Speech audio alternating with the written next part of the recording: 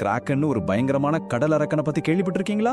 கடலுக்கு அடியில ஒளிஞ்சுக்கிட்டு இருக்கிற இந்த புராண அரக்கனோட உண்மை கதையை தேடிதான் நம்மளோட இந்த பயணம். இது வெறும் கட்டுக்கதை இல்ல, நிஜம். நம்ம கற்பனையை விட எவ்வளவு விசித்திரமா இருக்குங்கிறத பத்தின ஒரு ஆழமான பார்வை. நம்ம இந்த பகுப்பாய்வுல 5 முக்கியமான விஷயங்களை பார்க்க போறோம். முதல்ல மாலுமிகளோட பயம், அப்புறம் கிராக்கனோட உயிரியல் அமைப்பு, புராணம் உண்மையோட எப்படி மோதுது, அதுக்கப்புறம் மத்த கடல் அரக்கர்கள், கடைசியா பரிணாமத்தோட வடிவமைப்பு. சரி, வாங்க ஆரம்பிக்கலாம். சரி, முதல் பகுதிக்குள்ள போலாம். இது பழங்கால மாலுமிகளோட பயம் நிறைஞ்ச உலகத்தை பத்தினது. யோசிச்சு பாருங்க, சுத்தி பார்த்தா வெறும் கடல். அந்த தனிமை அவங்க மனசுல எப்பேற்பட்ட பயங்கரமான உருவங்களை உருவாக்கி இருக்கும். நீங்களே கொஞ்சம் கற்பனை பண்ணி பாருங்களேன். ஒரு சின்ன மரப்படகுல இருக்கீங்க, கண்ணு கெட்டின தூரம் வரைக்கும் கடல் தான். திடீர்னு தண்ணி கடியில இருந்து ஏதோ ஒண்ணு மேல வருது. இந்த பயம்தான் கிராக்கன் மாதிரியான கதைகளுக்கு உயிர் கொடுத்துச்சு. இது மனுஷனோட ரொம்ப இயல்பான ஒரு ஆழமான பயத்தோட வெளிப்பாடு இல்லையா? ஆனா இந்த கதைகள்லாம் முழுசா கற்பனைன்னு சொல்லிட முடியாது.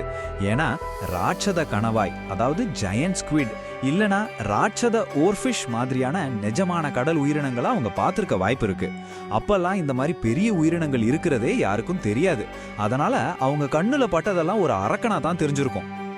இதுக்கு பின்னால ஒரு சைக்கலாஜிக்கல் காரணமும் இருக்கு. அதுக்கு பேரு பெரட்டோலியா. சிம்பிளா சொல்லணும்னா, நாம மேகத்துல எல்லாம் யானை, குதிரைன்னு உருவங்களை பார்ப்போம்ல, அது மாதிரிதான். தெளிவா இல்லாத வடிவங்கள்ல கூட நமக்கு தெரிஞ்ச ஒரு உருவத்தை நம்ம மூளை தேடும். அப்போ கடலுக்கு அடியில தெரிஞ்ச ஒரு மங்கலான நிழல் ஒரு மாலுமியோட மனசுல ஒரு பெரிய அரக்கனா உருவானதுல ஆச்சரியப்பட ஒண்ணும் இல்ல.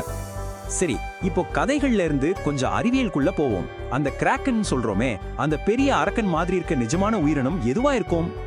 கிராக்கன் கதைக்கு முக்கியமான சந்தேக நபர்கள் 2 பேர் இருக்காங்க. ஒன்னு ஜெயண்ட் ஸ்குவிட், இன்னொன்னு கொலோசல் ஸ்குவிட். பூமியிலே முதுகுத்தண்டை இல்லாத உயிரினங்கள்ல இதுங்க தான் ரொம்ப பெருசு. ஆழ்கடல் இருட்டுல வாழ்றதால நம்ம கண்ணுக்கு அவ்வளவா தெரியாது. ஆனா இவங்க தான் கிராக்கன் கதைக்கு உண்மையான ஆதாரம். இந்த ஸ்குவிட்டுகளோட உடலமைப்பு இருக்கே, அது உண்மையிலே நம்ப முடியாதது. அதுங்க தோல் செகண்ட்ல நிறத்தை மாத்தி தன்னை மறைச்சுக்கும். தண்ணிய பீச்சடிச்சு ஜெட் வேகத்துல போகும்.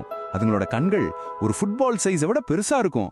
அது மட்டும் இல்ல, கொலோசல் ஸ்குவிட்டோட கைகள்ல சுழற கொக்கிகள்லாம் கூட இருக்கு. இப்போ யோசிச்சு பாருங்க, இந்த மாதிரி விஷயங்கள்லாம் ஒரு சூப்பர் நேச்சுரல் மிருகம் பத்தின கதைகளுக்கு எப்படி காரணமா இருந்திருக்கும்னு. சரி, இப்ப நாம ரொம்ப முக்கியமான ஒரு பகுதிக்கு வந்திருக்கோம். கிராக்கன் பத்தின ஒவ்வொரு கதையும் எடுத்து அதையும் இந்த ஜெயண்ட் ஸ்குவிட்களோட உண்மையான உடல் திறனையும் ஒப்பிட்டு பார்க்கலாம். கிராக்கன் பெரிய பெரிய கப்பல்களையே கடலுக்குள்ள இழுத்துடுன்னு கதை இருக்கு இல்லையா? உண்மையில ஜெயண்ட் ஸ்குவிட் தனக்கு தேவையான இரைய பிடிக்க 2 நீளமான ரொம்ப சக்தி வாய்ந்த கைகளை பயன்படுத்தும். ஒருவேளை கடலுக்கு மேல ஒரு சின்ன படகுக்கு பக்கத்துல ஒரு ஸ்குவிட் தன்னோட இரைய தாக்கும்போது அதை பாக்குற மாலுமிக்கு அந்த மிருகம் தன்னோட கப்பலையே தாக்குற மாதிரி தான் தோணியிருக்கும். கிராக்கனோட உடம்பு ஒரு மிதக்கிற தீவு மாதிரியே பெருசா இருக்கும்னு ஒரு கதை உண்டு. இதுக்கு நேரடியான ஆதாரம் இல்லைன்னாலும் ஒரு இன்டைரக்ட் ப்ரூஃப் இருக்கு. ஜெயண்ட் ஸ்குவிட்டுகளோட வேட்டையாடுற ஸ்பெர்ம் திமிங்கலங்களோட உடம்புல பாத்தீங்கன்னா பெரிய பெரிய வட்ட வடிவமான தழும்புகளும் இருக்கும். இந்த தழும்புகள்லாம் ஸ்குவிட்டுகளோட கைகளில் இருக்கிற சக்கஸ்னால ஏற்பட்டதுதான். கடலுக்கு அடியில நடக்கிற அந்த பயங்கரமான சண்டையும் அந்த ஸ்குவிட்டோட பிரம்மாண்டத்தையும் கொஞ்சம் யோசிச்சு பாருங்களேன். கிராக்கானால உருவம் மாற முடியும், அது ஒரு மாயாஜால மிருகம்னு கூட சொல்லியிருக்காங்க. இதுவும் அந்த ஸ்குவிட்டுகளோட தற்காப்பு திறனை பார்த்துட்டு வந்ததுதான். அதுங்க தன்னோட தோல் நிறத்தை டக்குன்னு மாத்தி இருக்கிற இடத்தோட இடமா கலந்துடும். அது மட்டும் இல்லாம திடீர்னு ஜெட் வேகத்துல பின்னாடி போகும்போது கண்ணு முன்னாடி இருந்து மாயமா மறைஞ்ச மாதிரி இருக்கும். இதைத்தான் மாலுமிங்க உருவம் மாத்திர சக்தின்னு நினைச்சிருக்காங்க. சரி, கிராக்கன் மட்டும்தான் இப்படிப்பட்ட புராண அரக்கனா? இல்லவே இல்ல. இப்போ லெவியாதான் மாதிரி வேற சில கடல் புராணங்களை பார்க்கலாம். அதுங்கெல்லாம் எப்படி உருவாச்சு? கிராக்கன் கதையில மட்டும் நிஜம் கலக்கல.